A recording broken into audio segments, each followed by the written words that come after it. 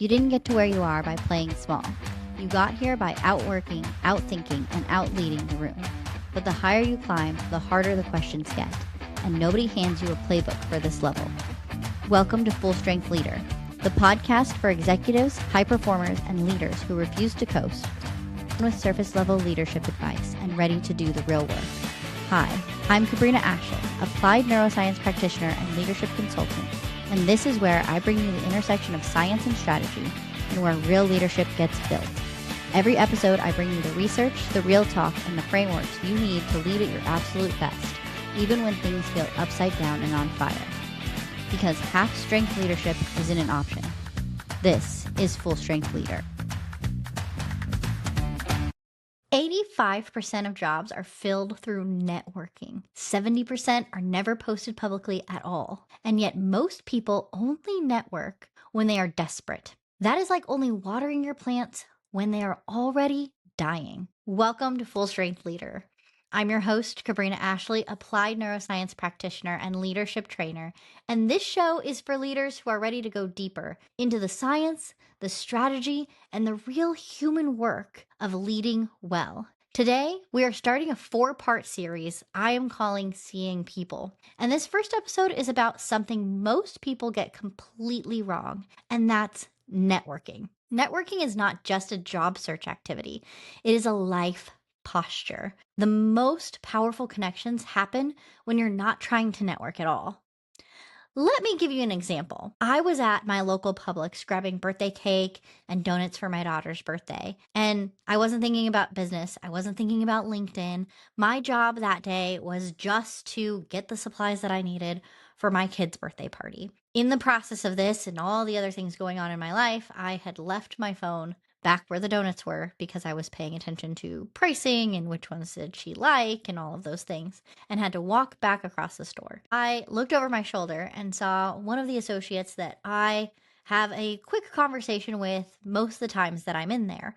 And I was like, hey, how are you? Walked down one of the aisles, grabbed my phone, walked back around, and went through the self-checkout where he always is. And in this conversation, I was able to find out a lot about this person who I have had multiple interactions with a couple times a month, and found out that we had both done the Disney College program and his hopes and his dreams, and that he was actually running a marketing agency on the side as well as working at Publix. And I wasn't trying to network at all. That's the thing. But I want you to hear me that the best networking happens when you stop calling it networking.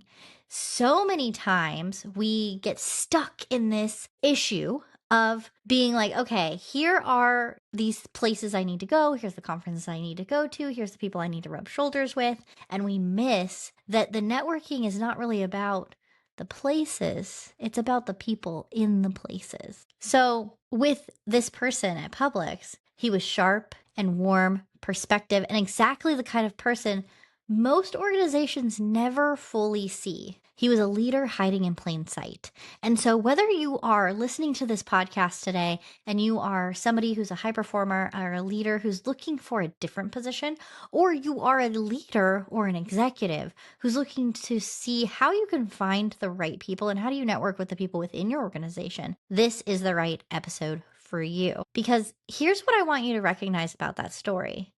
I wasn't networking. I had no intentions of doing any business the morning that I went into Publix. I was not working the room. I wasn't looking for anything. I was buying birthday cake. What created that connection was not a strategy. It was not something that I came up with. It was consistency, warmth, and genuine curiosity built up over dozens of small, unremarkable interactions. And these are things that we need to not take for granted when you're walking through the hallways and saying hi to the people that you work with, or going to the local coffee shop, or having a quick conversation with somebody who's sitting close to you at a restaurant, because we never know where people are, who they are, or how those connections can be one of those 6 degrees of Kevin Bacon. Because the most powerful connections in your life will probably not happen at a networking event. They will happen at the school pickup line, the coffee shop, the checkout counter, the sideline at your kid's soccer game,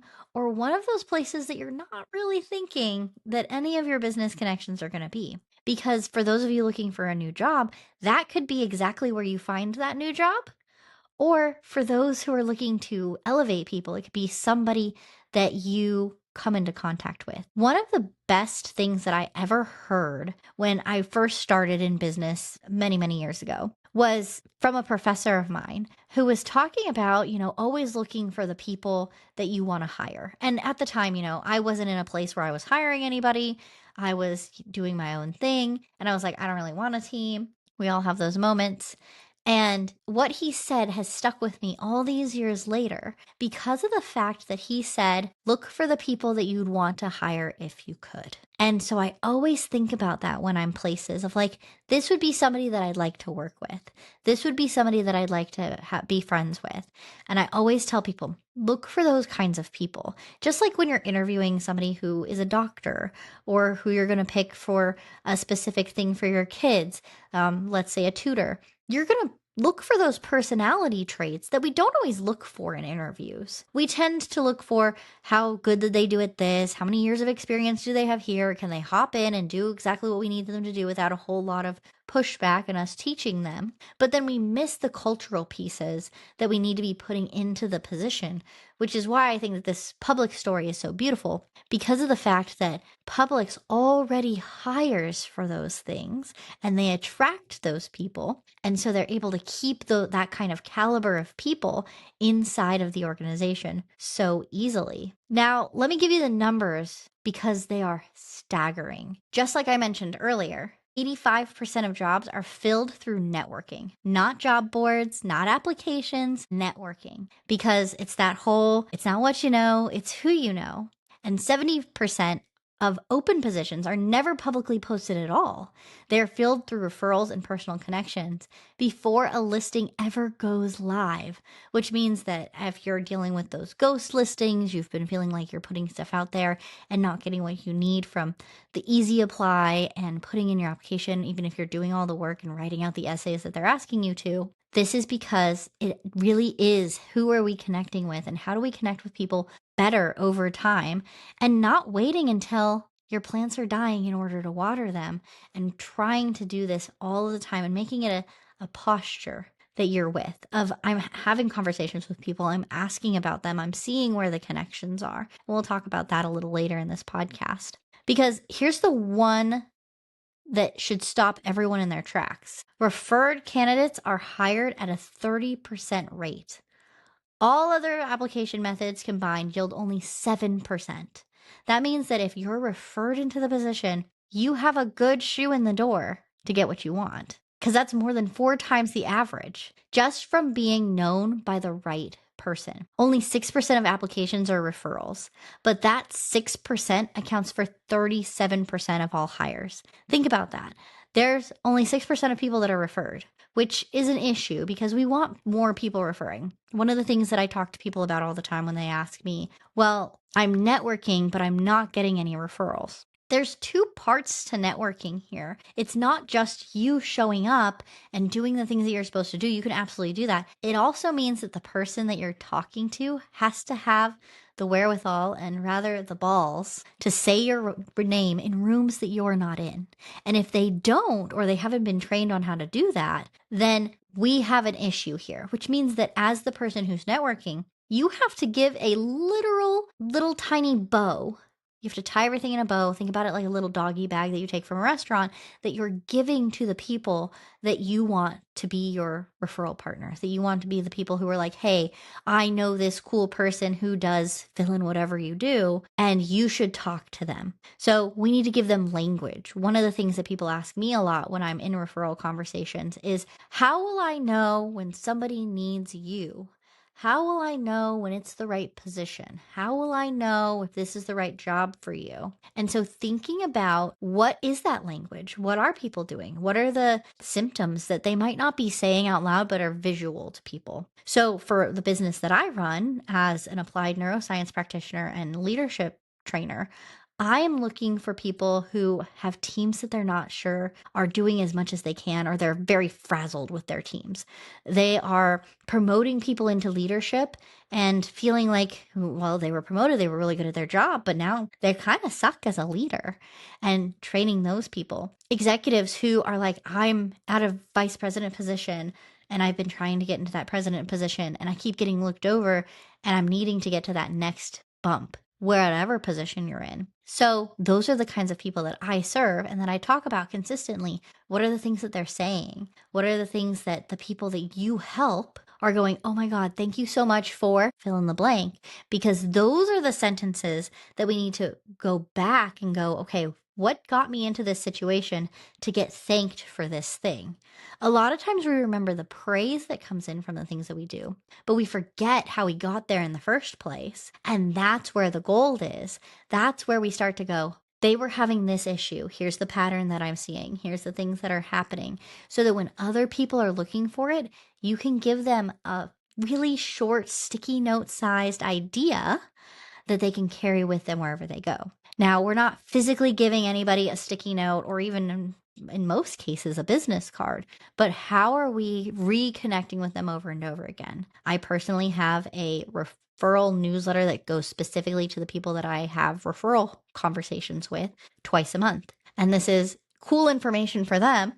And then also ways that they can refer me. And here's some of the things that I've been hearing recently that people have come to me for. Here's what I've heard on calls with people. Here's the conversations that I'm having with other leaders, high performers, and C-suite executives that you should be aware of when you're having conversations with people, because this makes it easy for them to go, oh my gosh, Kabrina just said that. Oh my gosh, fill in the blank of your name, just said that. And now it's easy for me to go, okay, here is who I'm going to talk to when I'm in that room. Because again, we don't really know where people are going to go and what areas we're going to go into. A lot of the common practice within networking has always been figure out what rooms you want to be in and go find the people that are in those rooms. That's awesome if you know for sure what those are. But what about those opportunities that we're not sure? And those doors that are open that are very serendipitous feeling of, oh my God, I didn't even know that this was a possibility for what I was doing.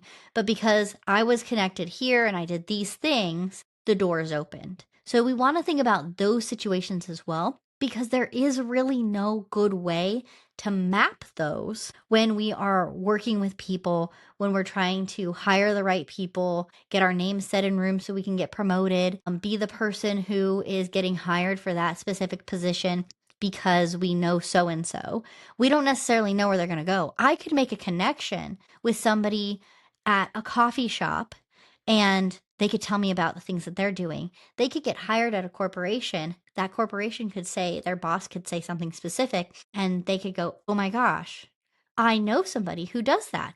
We should reach out to her. And that's how serendipity that can be, because we're not just connecting with people to get something out of them, which I think is what networking has very much become. Is like, how valuable are you to me versus creating real connections, which take a lot longer than, my gosh, this person is married to this person who has a lot of power who could get me into this thing.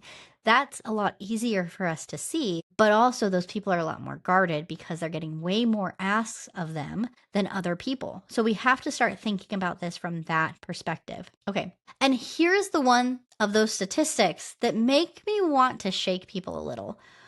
49% of professionals say they do not have enough time to network. But the people who engage consistently are the ones receiving unsolicited job inquiries and opportunities even when they are not looking. The people who say they are too busy to network are the same people who will be scrambling to build a network the moment they need one. And I don't want you to be one of those people.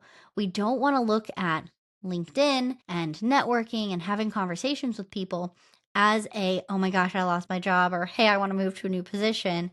We want to look at this as something that is an all the time situation. Because again, we don't know who we're going to meet. And I don't want you to listen to this and go, well, that's really nice. That's not how my life works. And so we're going to talk about ways that you can fit this into a very busy schedule. Kids, car lines, sports, activities, your own work, getting home late, all of these things. And where do we find those little pockets of time where we're already engaging with people and seeing where they are at? So I want to give you a framework for this because I think it helps people move from, I know I should network more, to actually doing it in a way that feels natural and sustainable. And I call it the SPARK method. It's 5 steps that build relational equity through everyday consistent connection. So we're going to spell the word spark. So that's what I want you to remember. S is show up consistently. Be present before you need to be. So we want to think about this showing up consistently is maybe you go to the same coffee shop every day or a couple times a week and you start to get to know the people that are there. Baristas, waitresses, waiters, people that you come into contact with all the time that are having conversations with people all the time are great resources to go, do you know anybody? And they may be the person that you need to know. And having those conversations, getting to know them, being like, hey, one of the things that I told somebody one time at a networking event, because he was sitting in a corner by himself, I said, the best way that you can get into a conversation that you're not in, that you want to be in, is to walk up to somebody and tell them that you like something genuinely about their appearance. It's an easy way in. We want to be careful what we say about this. So things like, oh, I really like that pin on your jacket. Or, oh, those shoes are a really nice color. So we're not commenting like, oh, anything about body image or anything like that, but we're finding little tiny things like, if somebody's nails are painted, oh, that nail color is such a great color on you. Those kinds of little things are easy ins for what we're talking about. You can also listen to the words that they're saying. That was really reflective what you just said about blah, blah, blah, blah, blah, and repeat it back to them. Because we're looking for those genuine connections where you're like, oh my gosh, yes, I would totally do that. Oh, yes, that sparked something in me. See where this comes from? And then P is to pay attention to the person, not the role. You have to see the human behind the title. So just like my friend at Publix, a lot of people walk by people and they go, well, they're not in the position that I think that they should be in. So they don't have any connections for me. They don't have any value for me. And we miss opportunities of people who are also building in the background. We see this with a lot of people in the tech world. There's a lot of people who have other jobs while they're building other things. They might know the right person. They might have a parent who's the right person. They may be in a group that there is the right person there. And so you get to make these decisions. And really, this part comes down to being kind all of the time and seeing people as people. We really want to take that kind of Horton Hears a Who of a person's a person no matter how small, or no matter how small you think that they are in that specific moment. We, again, don't know where people are. We don't know who they are, and we don't know who they know. And so I don't want you to look at every situation and try and use it as a way to get what you want. But I also want you to realize that there's a lot more opportunity out there than you give the world credit for. And being open to that opportunity is what then ultimately opens that opportunity up to you. Okay, so A is ask one real question deeper. Go past the surface every single time. So if somebody tells me that they how this conversation started at Publix was he had mentioned that him and his partner had been together for a while. And I was like, oh, so you're married. And so I'm asking a deeper question. And he was like, yeah. And I was like, oh, how long have you guys been together? And so I got to hear a little bit more about that, which then brought up how they met, which then brought up that he had been in the Disney college program. And there I was able to go, oh my gosh, me too. And the minute that we have that interaction, now there's camaraderie. Now there is trust that wasn't there before because it was just let's walk by each other and say hey and have a slight conversation in the grocery store to, oh my gosh, I now know you because now we're both Disney people. So you see how that changed? It could be the same thing with like, oh my gosh, that's my favorite book too. Now we have some commonality and that builds natural trust with people. And then that brings us into R, which is remember and return to that thing. So details, remembering those pieces, and that builds the trust over time when maybe we don't have those other pieces. One of the things that I love about this guy at Publix is that, I came in a crown one day because it was my birthday and we were going out right afterwards. And he was like, yeah, you were here for an event and you were going to go out and you were going to go down to Nashville and all these things. And so he remembered a lot of the details that I had said just in passing. These are 2-minute conversations as we're checking out at the self-checkout line, because he's just engaging and being kind and being open and seeing what's open to him in that moment. And so the more that you open that door, the more things are going to come through that door. And then finally is K, which is keep the connection. It's being consistent. It's being genuine over time, because these things are built. You know, that whole saying of Rome wasn't built in a day. It's true, and it works for every kind of relationship. You cannot, and I say this tongue in cheek to my clients, is a lot of people want to walk into a situation and pretend like they can have what they want instantaneously. This is not the McDonald's drive-thru, and you cannot walk up to another human being and go, will you make babies with me? And they're going to go, who are you? What are you talking about? There's a lot of steps between, hey, I want to be in a relationship with you, and actually getting to those steps like marriage or partnership. And we don't think about the real world like that, when really everything's working like that. How do you want to be addressed? You don't like it when people get into your DMs and they, hey girl, hey you. When they're like, hey, do you want to buy this thing? And they have no idea who you are, what you're talking about, the things that you stand for, if you even need that thing.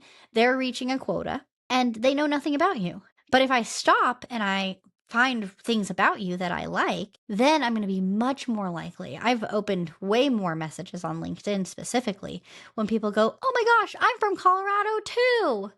And I'm like, okay, well, now there's camaraderie. And so I already feel that pool of trust because of the fact that somebody said, I've got something in common with you. Let's talk about it. Do they still talk about the thing that they're selling? Absolutely. But now there's something there that's more than just, let me sell you the thing that I have to push in order to make a paycheck. So Spark is not a networking strategy. It is a way of moving through the world. I want you to think about all the ways that you connect with people every day. And when you do it consistently, something happens that you cannot force. Your name starts to travel into rooms that you never enter, because a lot of people want to be like Hamilton. They want to be in the room where it happened. The thing about rooms, though, is that it's not about the room. It's about the people in the room. I could walk into the Cheers set and go, oh my gosh, it's Cheers. Everybody here knows your name. But if nobody's there, nobody knows my name. Nobody can learn my name. It's just a room. It's just a place. And so how do we find the people that go to the rooms where it happens? Because this is what happened with my friend at Publix. I had been doing Spark without calling it that for months. And then one ordinary Tuesday, it paid off in a way I never could have planned. So there are 2 cultural references that I've kind of touched on so far that I keep coming back to when I talk about this with my clients. It's this first one of Cheers, that old TV show where everybody knows your name. That's the goal. That's where we want to be, that we want everybody to know our name. And we don't necessarily want to be famous, not to have tens of thousands of LinkedIn connections, but we want to be the person whose name comes with warmth attached, the person people think of and smile, because that is the person who gets mentioned when an opportunity comes up. You don't need to be in every room. You need your name to arrive in rooms before you do, because a lot of opportunities come when somebody's talking about you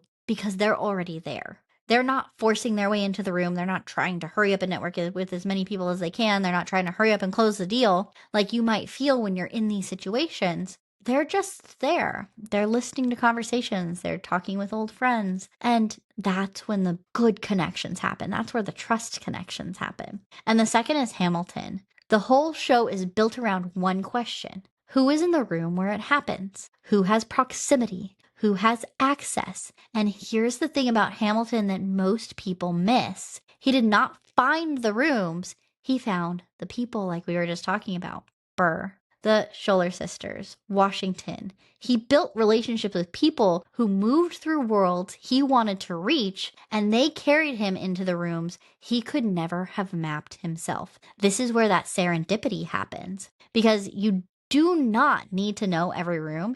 You need to know the right people, and the right people carry you. This is the foundation of the second framework I teach called the referral architecture system. And we will go deep on that in the next episode. But the starting point is always the same: clarity on where you want to go and genuine curiosity about the people around you. So I know what some of you are thinking. I have kids, I have a full schedule, like we were talking about earlier. This is where the time constraint comes in of I don't have time to talk to a bazillion humans before I go figure out the next thing. And I can't add one more thing. And I've definitely felt this way too. If you haven't listened to previous podcast episodes, I'm a single mom of 5. I've been running a business for over 13 years. And this is something that has come up of what does it look like when time constraints are tough, when other people are depending on you, when the job takes a lot of time, and when you have other things outside of work that you have to get done, like taking kids to sports or theater, or the myriad of things that they find themselves in. The parents understand. So here's the reframe that I want to talk you through. You don't need more time. You need a different lens. The drop-off line at school is a great place. The person who checks you out at Publix, like we've been talking about. The neighbor you wave to that you don't know a whole lot about. The parent on the sideline at soccer. The person you ride the elevator with every single morning. These could all be people that if you take the time to have that small 30-second conversation every time you see them, magic could happen. I remember a couple of times sitting at a coffee shop. It's called the Fainting Goat here in Nashville.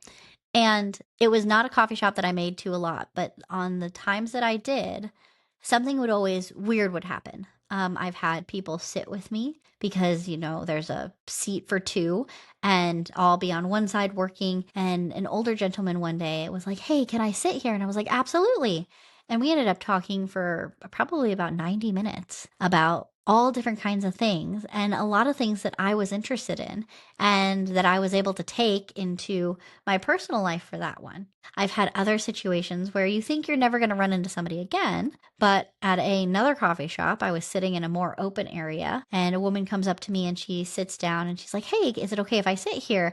I'm just waiting for my coffee to get done." And we started up a quick conversation and she tells me that she's actually building out a whole entire part of her business that I was able to speak into, and then we were able to connect as a referral source for each other. So there's all these little moments of things that you're doing on an everyday basis where that person that your kid is best friends with, their parent could be the connection that you need for that next career jump, for that next hire.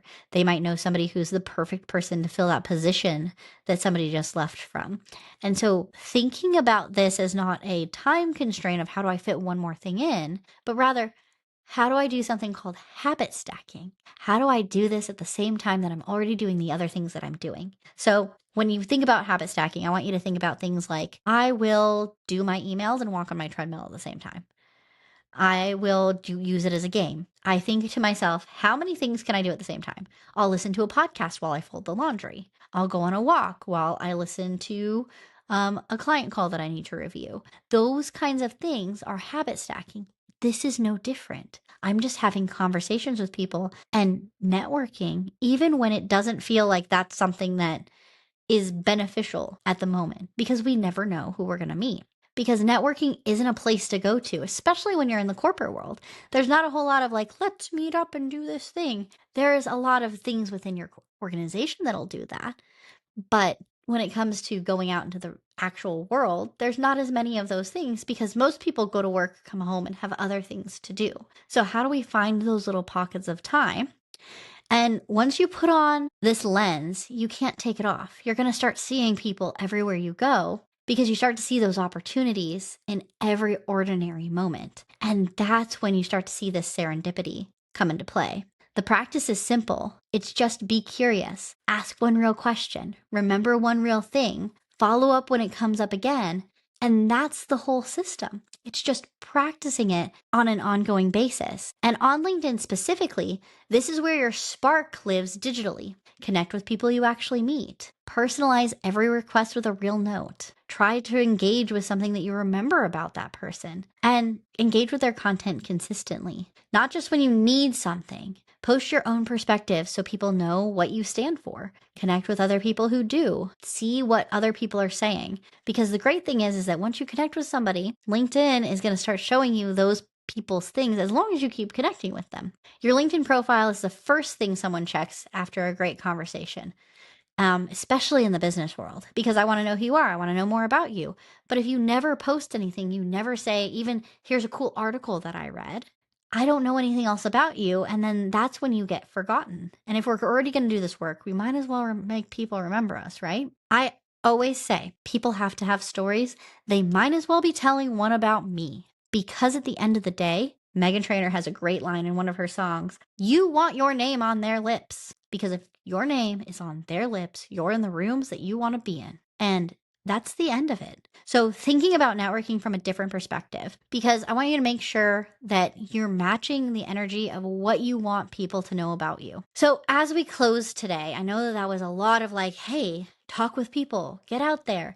If you're an introvert, we're going to be talking about your stuff soon too, because I know it's not easy for everybody to talk to everybody. And what does that look like in passing when maybe you don't feel as comfortable having those conversations with people? And how do we grow that? Because it's a muscle. It's being brave enough to go, oh, those are really nice shoes, or, oh, that's the same kind of coffee that I get. I was just getting my taxes done and brought in my Chick-fil-A cup, and the lady at the desk was like, what did you get? And she was so excited to find out that I got a half and half tea just like she does. And we had a very nice conversation where she shared a lot of information about herself just because I was willing to engage with what kind of drink that I had. So here's the homework for this week. I want you to think about 3 people you see regularly at the coffee shop, at school events, and see who you have never had a real conversation with. Not strangers. We want people that we're having those everyday conversations with and saying, hey, how are you? Oh yeah, the kids practice.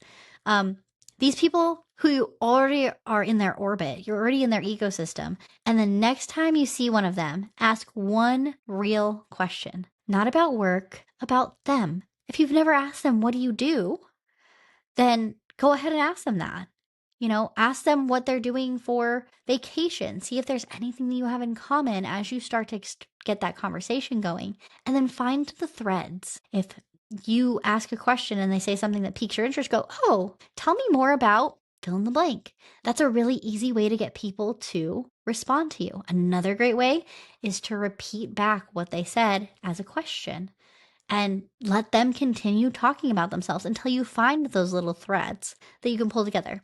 Is it going to work for everybody? No, but for the right people, it will work, and it's great practice no matter who you are. Because connection is not about collecting contacts. This is not Pokemon. It is about being the kind of person people remember, trust, and mention to others. And that's the whole game of this. If this episode resonated, I would love for you to subscribe, share it with somebody who says that they hate networking or somebody that came up while we were having this conversation. And come find me on LinkedIn at KabrinaAshley.com. And the next episode that's coming, we're going to be talking about going deeper on that quiet leadership piece and how to find those quiet leaders within your own organization, because we don't just want to elevate the squeaky wheel just because they're loud. We also want to elevate the people who are doing really great at their job and maybe are just doing it quieter than others. So if you have any questions, feel free to go to Spotify and put those in there. I answer all of them, and that helps with the next episodes that we have. And I will see you next week on Full Strength Leader. That's a wrap on today's episode of Full Strength Leader. Take the lesson from today into your leadership this week and see what magic happens. If this episode hit home, I want to hear from you. Drop your questions, your reaction, or your biggest takeaway on Spotify in the comments under this episode. I read every single one, and your questions shape what we talk about next. And if you thought of someone during the show, do me a favor and share this episode with them, and don't forget to follow along so you never miss an episode. You can find me to connect and work with me directly at KabrinaAshley.com. Full Strength Leader starts here. We'll see you next week.